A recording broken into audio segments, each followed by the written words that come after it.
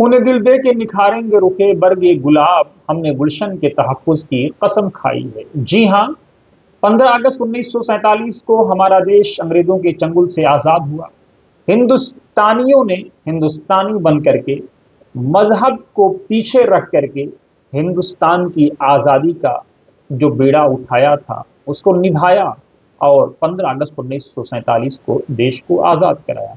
اس آزادی میں تمام لوگ شامل تھے، لیکن مدارس کا، علماء کرام کا اپنا ایک الگ رول تھا۔ علماء نے جس محنت کے ساتھ، جس قربانی کے ساتھ اس دیش کو آزاد کرایا، علماء صادق پور ہوں، علماء بہار و بنگال ہوں، علماء دیوبند ہوں، جمعیت علماء ہند کے علماء ہوں، یا پھر ریشمی رومال تحریک سے وابستہ لوگ، سب نے آزادی کے لیے جو قربانیاں پیش کی، تاریخ کے اوراق میں وہ چیز درج ہے۔ آج ہم آپ کو بتا دیں گے اسی چیز کو یاد کرتے ہوئے آزادی کا جشن دیش ہی نہیں بلکہ دنیا میں جہاں بھی بھارتی رہتے ہیں انہوں نے منایا۔ دلی میں بھی منایا گیا۔ دلی کے جیت پور میں مسجد کے اندر اس جشن آزادی کا اہتمام ہوا۔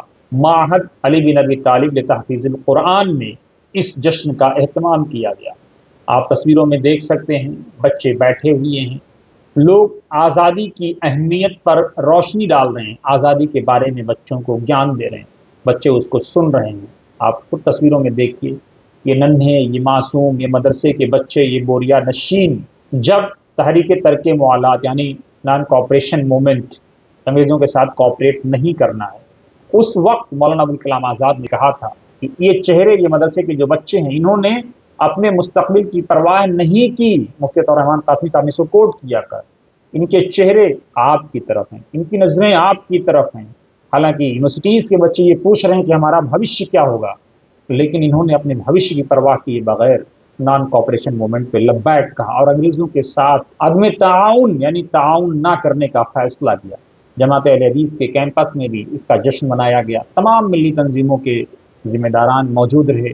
جمعیت اہل حدیث کے چیف مولانا اصغر علی امام مہدی سلفی نے لوگوں کو آزادی کی اہمیت سے روبرو کرایا، لوگوں سے کہا کہ غلامی سے بدترین کوئی شے نہیں ہے اور آزادی سے بہترین کوئی نعمت نہیں ہے۔ لوگوں کو آزادی کی قدر کرنی چاہیے، آزادی کی اہمیت کو سمجھنا چاہیے، شکوے شکایت سے اوپر اٹھ کر کے راشٹر نرمان کے لیے آگے آنا چاہیے، اپنے بچوں کو پڑھانا چاہیے، اپنے بچوں کو آزادی کے قصے بتانے چاہیے، علماء صادق پور ہوں ان کے قصے بتانا چاہیے، پنڈت جواہر لال نہرو، مولانا ابوالکلام آزاد، سبھاش بابو، بھگت سنگھ، جنرل شاہ نواز، ان سب کے، رام پرساد بسمل، ان کے قصے بتانے چاہیے۔